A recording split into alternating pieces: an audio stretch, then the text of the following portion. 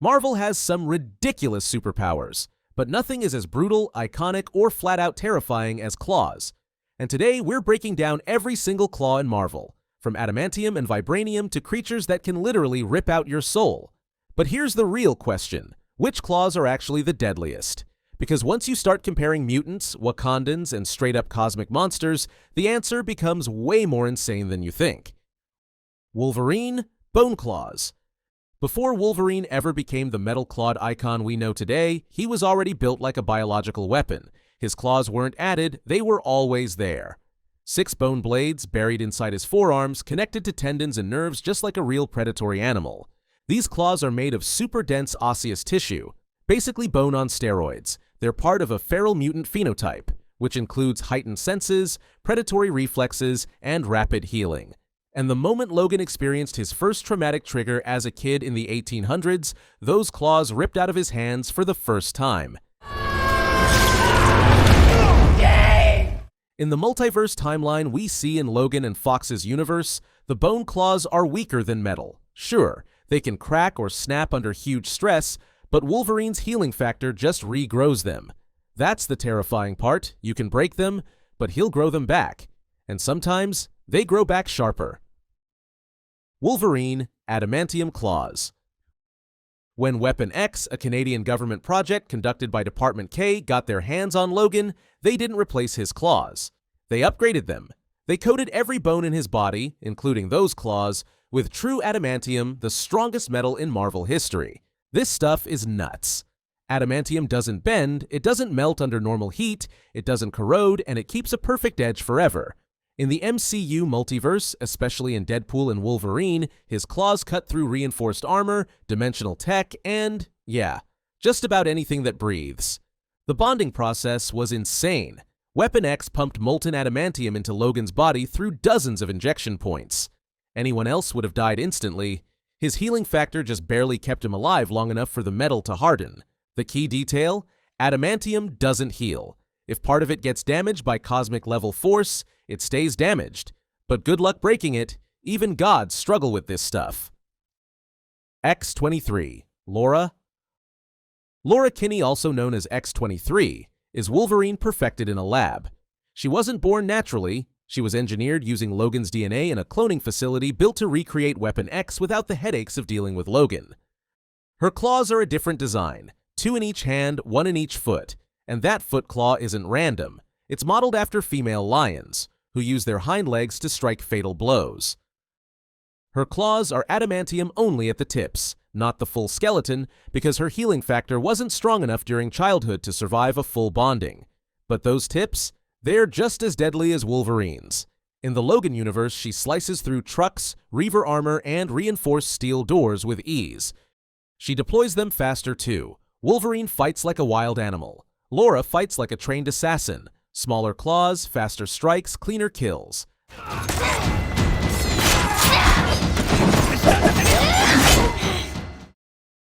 Lady Deathstrike. Now, if Wolverine is nature enhanced by science, Lady Deathstrike is science pushed to its absolute limit. Yuriko Oyama undergoes full cybernetic transformation, turning her arms and fingertips into 10 adamantium scalpels. These aren't simple nails. Her fingers extend into long, razor-thin adamantium blades, reinforced by robotic musculature. Her skeleton is partially coated in adamantium, and she's enhanced for flexibility so she can rotate her claws at insane angles mid-fight. In X-Men 2, we see how this works. She slices through steel supports, parries Wolverine's strikes, and moves like a machine designed purely for cutting. Why does she exist? Because her father invented the adamantium bonding process, and she believes Wolverine stole it. So she becomes the living embodiment of her family legacy, literally weaponizing her own body. Every slash from her claws is a reminder that she sacrificed everything, her identity, her body, her future, just to settle a personal vendetta of vengeance for her father.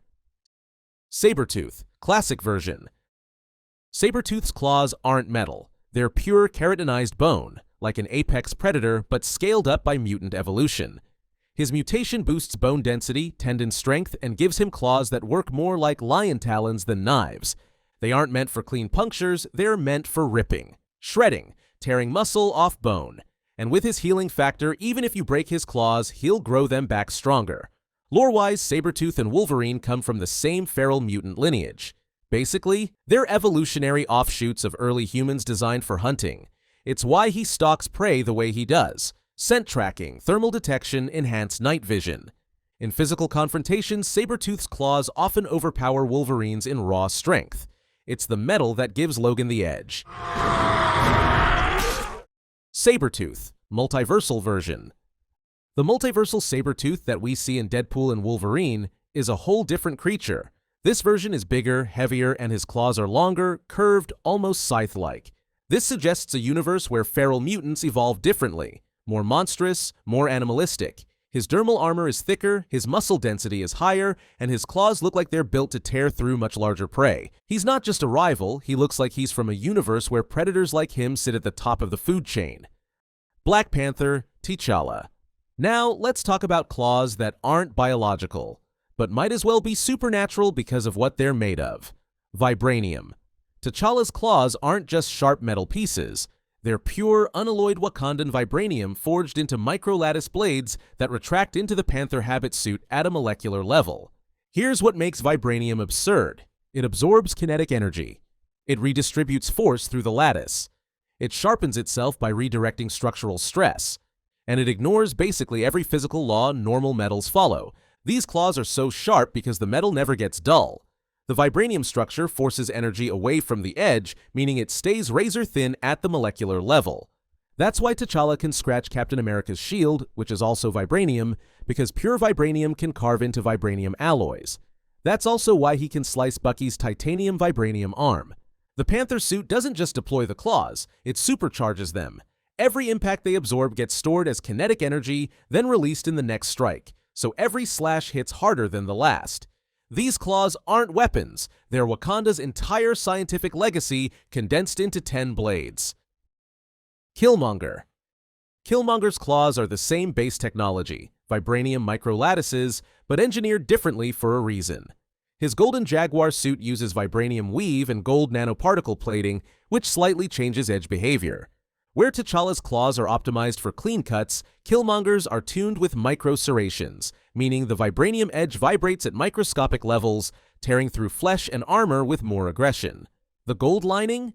It's not cosmetic. Gold nanoplate vibranium is harder to destabilize electromagnetically and allows slightly faster kinetic cycling. That means Killmonger's claws recharge quicker when they absorb hits. This is the key detail. T'Challa fights like a king. Killmonger fights like a soldier. His claws reflect that. They're not ceremonial, they're built for maximum damage output in the shortest amount of time. Shuri. Shuri's claws are easily the most technologically advanced version of the Panther claws ever made. They're not just vibranium, they're vibranium plus energy augmentation. The claws generate an adaptive sharpness field, basically a thin sheet of stabilized energy around each blade that increases cutting power. Think vibranium wrapped in a laser-like edge. Her suit uses nanotech from the updated Panther habit, which means the claws materialize from stored vibranium nanoparticles. They can reshape mid-fight. They adjust sharpness based on resistance, and they can channel kinetic blasts through the claws directly.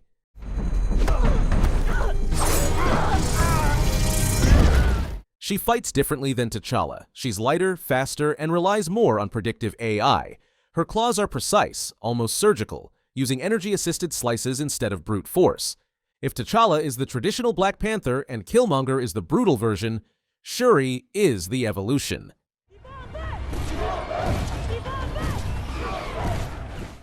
Deviants. Now we leave Earth entirely and enter the territory of gods and cosmic failures. The Deviants. These creatures weren't meant to be villains, they were built by the Celestials as population control. But something went wrong in their genetic design.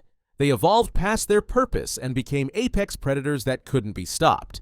Their claws are built out of biometallic organic tissue, part flesh, part metal, part energy. They regenerate, reshape, and reconfigure in real time. That's why in Eternals, every Deviant's claws look different. They're adapting to specific threats. Biologically, their claws sharpen themselves as they cut, shift into hooks, blades, or spikes mid-attack, pierce eternal armor, which is cosmic-grade material, absorb energy when they strike, And what's scariest is they have the ability to evolve every kill. And the most advanced deviant, Crow, develops claws capable of slicing stone columns, reinforced ancient structures, and even holding an eternal in place. These claws aren't tools. They're an evolving system created by beings who play with planets like marbles. Outriders. Outriders are what Thanos uses when he wants something extinct. These aren't animals. They're genetically engineered soldiers built in vats, designed to be disposable and deadly. Their claws are made from extraterrestrial hyperdense bone, similar to carbonized chitin. It's lightweight, extremely sharp, and biologically optimized for slicing through armor. Outrider anatomy backs this up. 4 to 6 limbs, double-jointed wrists for wider slashing angles, retractable talons for climbing, claws that resist vibrational damage, rapid regrowth of chipped claw edges. In Infinity War, we see Outriders tear through Wakandan force fields, claw into armored carriers, and overwhelm armies by sheer numbers. Their claws don't operate with finesse, they operate through mass kinetic output. Thanos didn't want grace, he wanted destruction, and their claws deliver exactly that. Soul Eaters. And finally, the most terrifying claws in the MCU, the Soul Eaters from Shang-Chi. These creatures come from the realm controlled by the Dweller in Darkness, an ancient eldritch entity that predates most known civilizations. Their claws aren't physical in the traditional sense. They're infused with dark chi, a corrupted life energy force. This gives them abilities far beyond biological claws. Dark chi claws can even pierce any physical armor, bypass skin and bone, grab and extract the soul directly, ignore physical laws of force and pressure, grow stronger with every soul consumed. When they attack, they don't cut or slash, they bind. They latch onto a victim's life essence and tear it from the body in seconds. Even the Great Protector, a dragon-level being, struggles against them.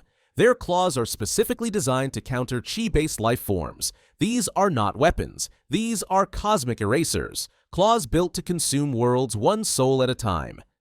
Symbiotes. Now let's talk about claws that aren't made of metal, bone, or magic, but living alien biomass.